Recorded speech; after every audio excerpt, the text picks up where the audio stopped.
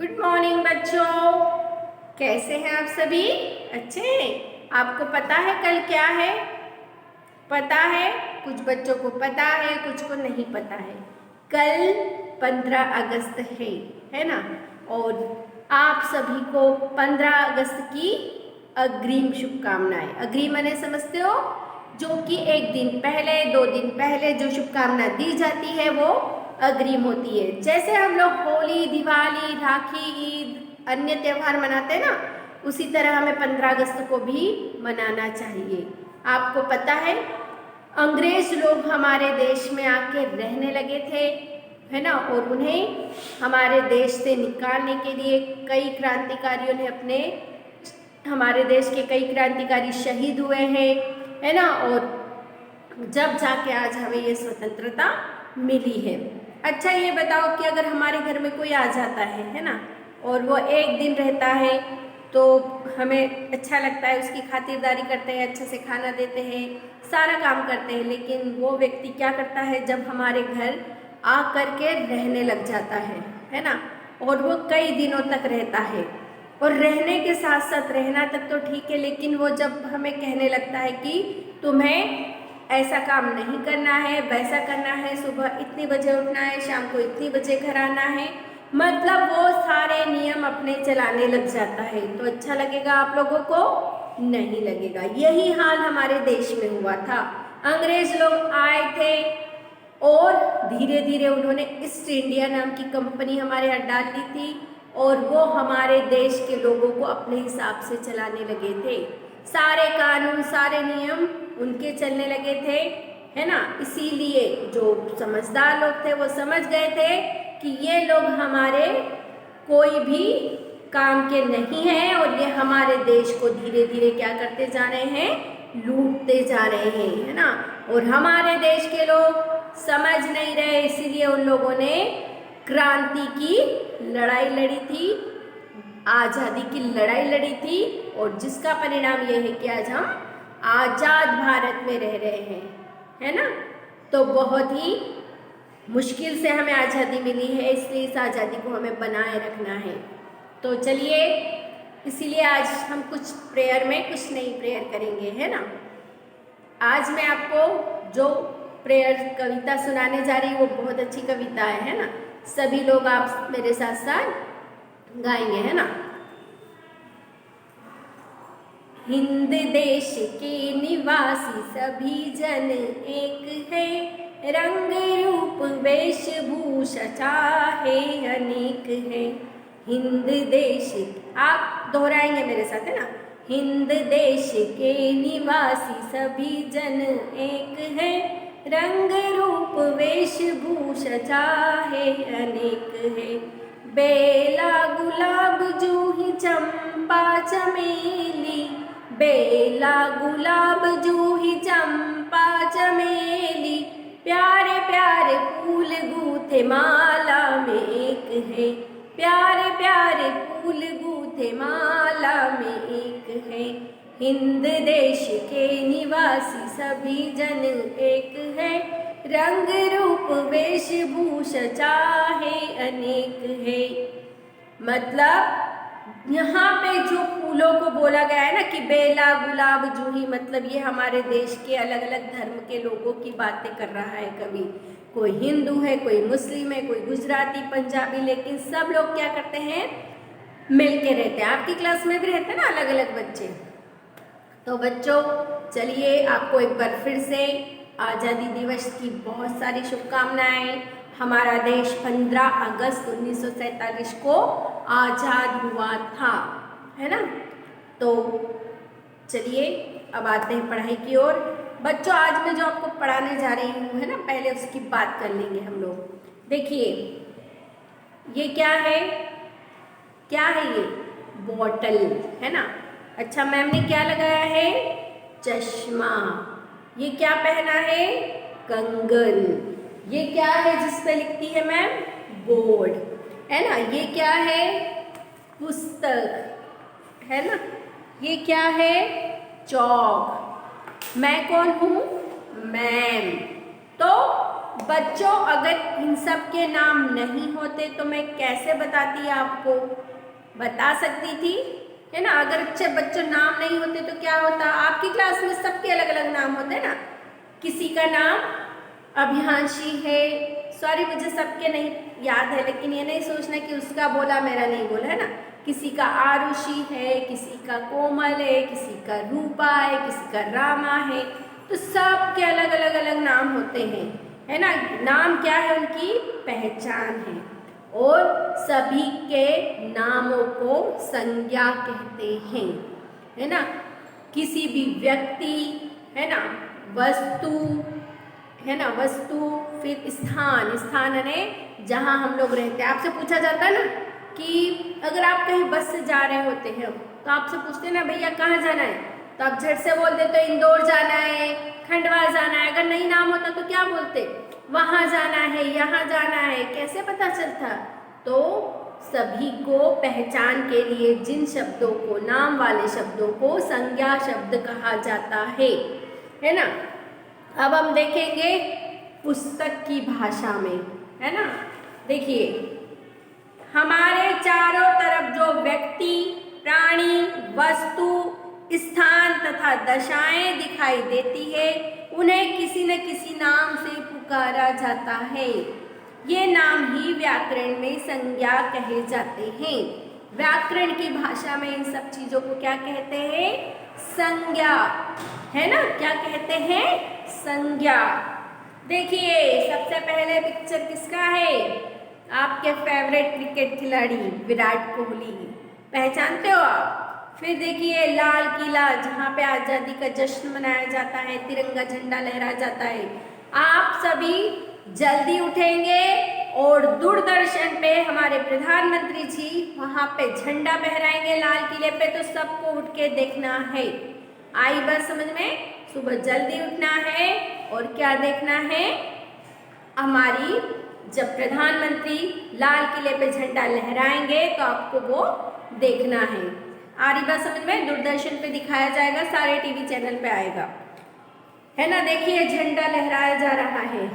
अच्छा ये पिक्चर क्या है, मिठास। अच्छा आप बताओ मिठाई को कैसे पहचानते हो आप लोग, स्वाद से, मीठा, खट्टा, तीखा, कड़वा, है ना। तो ये टेस्ट कैसे पता चलता है, जब आप खाते हो, अनुभव करते हो तो पता चलता है। इसी तरह दोस्ती, दोस्ती को आप लोग देख सकते हो क्या, नहीं, दोस्त को देख सकते हैं लेकिन दोस्ती को नहीं देख सकते।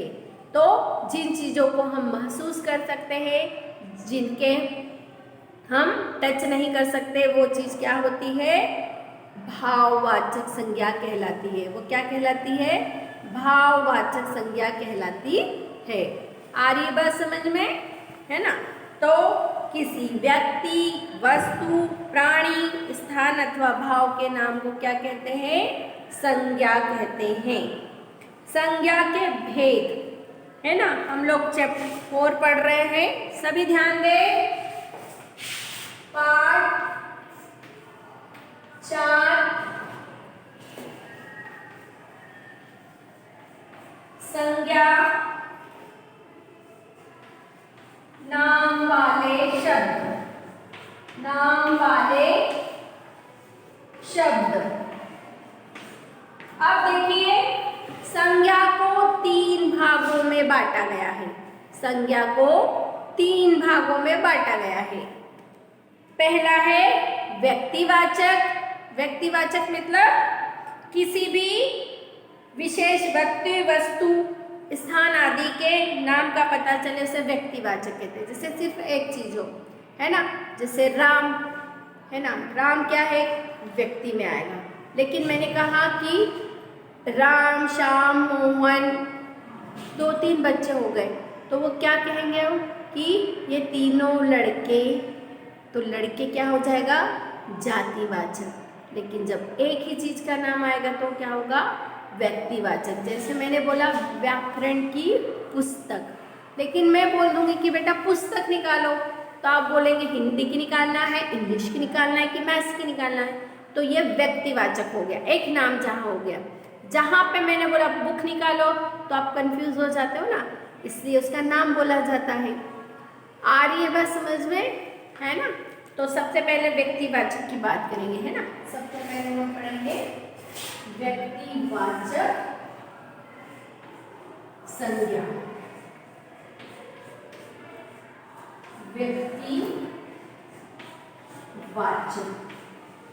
व्यक्तिवाचक अगर समझ गए ना, जहां किसी एक की बात हो रही है। मैंने कहा कि गुलाब का फूल चाहिए तो आप झट से समझ गए। मैंने कहा कि कल फूल ले आना तो आप कोई सा भी फूल ले आओगे, क्योंकि मैम ने नाम नहीं बोला था। तो फूल जाति हो गई और गुलाब का फूल उसका एक नाम जो हुआ वो व्यक्तिवाचक हो गया। समझ में आ रही है। मैंने कहा मिठाई लेके आना, आओगे ना पेटीएम में, लेकिन पहले ही हो जाएगी पेटीएम। तो मिठाई लेके आना तो आप क्या करोगे, कोई सी भी मिठाई ले आओगे। लेकिन मैम ने कहा कि रसगुल्ला लेके आना तो आप वो ही लाओगे, क्योंकि नाम हो गया है ना। आई बात समझ में। तो इस तरह से व्यक्तिवाचक में सिर्फ एक नाम होता है ना। जैसे मैंने कहा नर्मदा नदी, है ना, तो नर्मदा क्या हो गया, एक नाम हो गया। लेकिन जब मैंने कहा कि जातिवाचक संज्ञा, जातिवाचक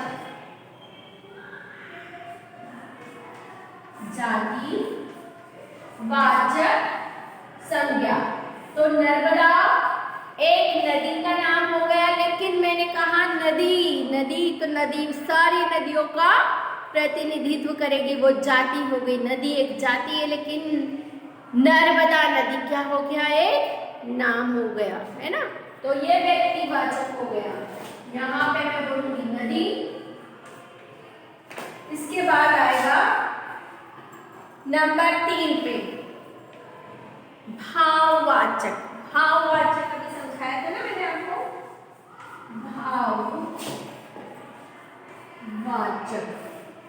भाववाचक हंसना रोना, है ना, ये क्या होती है, बचपन बुढ़ापा सब भाववाचक संज्ञा है। मीठा खट्टा, जिसे हम लोग महसूस करते हैं, जिसे हम लोग क्या करते हैं, सिर्फ महसूस कर सकते हैं, जिसे छू नहीं सकते देख नहीं सकते, सिर्फ महसूस किया जा सकता है।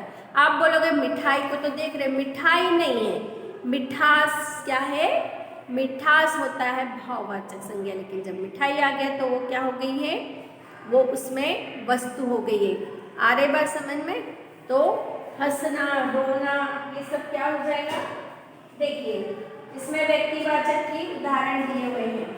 जैसे इंदिरा गांधी, है ना, इंदिरा गांधी, कुतुब मीनार, है ना, फिर क्या है कार, ये सब एक नाम हो गए हैं। इंदिरा गांधी एक नाम है। लेकिन मैंने बोला प्रधानमंत्री जी, तो कौन प्रधानमंत्री, मोदी जी, अटल जी, इंदिरा जी, है ना। तो इंदिरा गांधी एक नाम है केवल, लेकिन जब प्रधानमंत्री होगा तो क्या हो जाएगी, जाति हो जाएगी। समझ में आ रहे। कुतुब मीनार, है ना, एक बिल्डिंग का नाम है, लेकिन मैंने कहा कि एक इमारत, तो इमारत कोई सी भी हो सकती है, ताजमहल, जहाज महल, है ना, कोई सा भी हो सकता है। लेकिन जब एक नाम आता है तो वो क्या हो जाता है, क्या हो जाता है, व्यक्तिवाचक। जहाँ पे पूरी जाति की बात होती है वो जातिवाचक होता है। समझ रहे हो ना। मैंने कहा कि टीचर पढ़ा रहा है ना।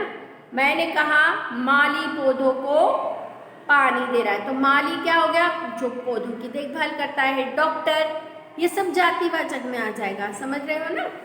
अब मैं लिखूंगी, अब देखिए जातिवाचक मैंने आपको बताया था ना, लड़की जातिवाचक, फूल जातिवाचक, पुस्तकें क्या हो गई, जातिवाचक, है ना।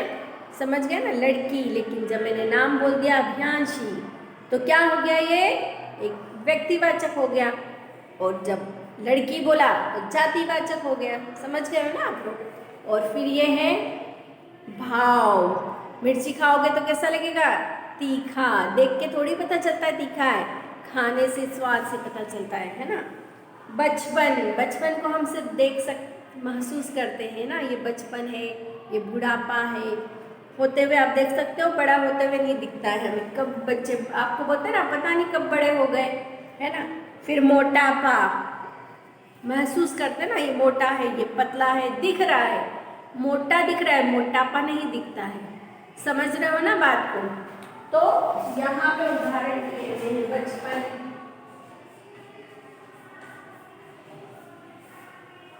तीखा। तो आज हमने देखा कि संज्ञा क्या है, जो नाम का बोध कराती है, जिससे हमें नामों के बारे में पता चलता है ना। तो वो संज्ञा कहलाती है ना।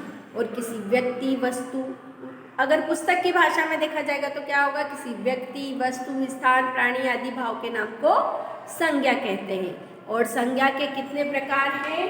3 प्रकार, व्यक्तिवाचक, जातिवाचक, भाववाचक, नर्मदा नदी, नदी, बचपन और तीखा। तो बच्चों आज के लिए हम इतना ही करेंगे। अगली क्लास में हम इसकी क्या करेंगे, बुक की एक्सरसाइज करेंगे, ठीक है। तो चलिए एक अच्छी सी स्टोरी आपको सुना देती हूँ, है ना। आप लोग सभी लोग अपने हैंड फोल्ड कर लीजिए और ध्यान से सुनिए स्टोरी। मुझे उम्मीद है आपको स्टोरी अच्छी लगेगी। देखिए एक लड़की थी, वो अपने मम्मी पापा के साथ मांडव घूमने गई थी। आप लोग जाते हो ना, अभी कहीं मांडव जा रहे हो तो कोई और कहीं जगह पे जा रहे, तो वहाँ पे उन्होंने बहुत सारी जगह देखी, है ना। जहाज महल देखा, रानी रुकमती महल देखा, और भी बहुत सारी चीज़ें उन्होंने वहाँ देखी। अब क्या हुआ कि थोड़ी दूर पे गए तो वहाँ देखा उन्होंने कि एक जगह ऐसी थी जहाँ कुछ लोग क्या कर रहे थे, कुछ बोल रहे थे और वहाँ उनकी बात लौट कर आ रही थी वापस। तो उस लड़की ने कहा कि अरे पापा देखो ये क्या स्थान है, ये सब लोग क्या कर रहे हैं, मुझे भी देखना है, मुझे भी जाना है। तो वहाँ गए तो वो देखा उन्होंने कि वो इको पॉइंट था। इको पॉइंट मीन्स जहाँ पे हम लोग एक जगह खड़े होके चिल्ला के बोलते हैं तो पहाड़ से हमारी आवाज़ टकरा के वापस आती है। तो उसने कहा कि अरे पापा ये तो जो बोल रहे हैं वही वापस आ रहा है। तो उन्होंने कहा कि हाँ बेटा इसे इको पॉइंट कहते हैं, है ना। तो बोले पापा मुझे भी बोलना है। तो बोले हाँ बोलो बेटा। तो उसने बोला तुम गंदे हो। तो उधर से आवाज आई तुम गंदे हो। उसे बहुत मजा आई, पापा कितना अच्छा लग रहा है, मैं एक बार फिर से बोलूं क्या? हाँ हाँ बोलो, तुम गंदे हो। फिर आवाज आई तुम गंदे हो। उसे बहुत अच्छा लग रहा था, पापा एक बार फिर से बोलूंगी। बोले हाँ बोलो, तुम अच्छे हो। तो उधर से आवाज आई तुम अच्छे हो। लड़की को बहुत अच्छा लगा, बहुत मजा आया। फिर उसके पापा ने कहा कि देखो बेटा इसी तरह हमारे जीवन में भी होता है। आपने जब उसे कहा कि तुम गंदे हो तो उसने भी वापस बोला कि तुम गंदे हो, उसने तुम्हें गंदा बोल दिया। जब तुमने कहा कि तुम अच्छे हो तो उसने क्या कहा, तुम अच्छे हो। तो यही हमारे जीवन में भी होता है, हम जिसे जैसा बोलते हैं वो ही लौट के आता है। आप किसी को बुरा के साथ बुरा करोगे, बुरा बोलोगे तो वो भी आपके साथ वैसा करेगा। आप किसी के साथ अच्छा करोगे तो वो भी आपके साथ अच्छा करेगा, है ना। तो हमेशा अच्छा दो तो अच्छा वापस मिलेगा, है ना। तो चलिए फिर मिलते हैं अगली क्लास में। Bye bye, have a nice day, good day.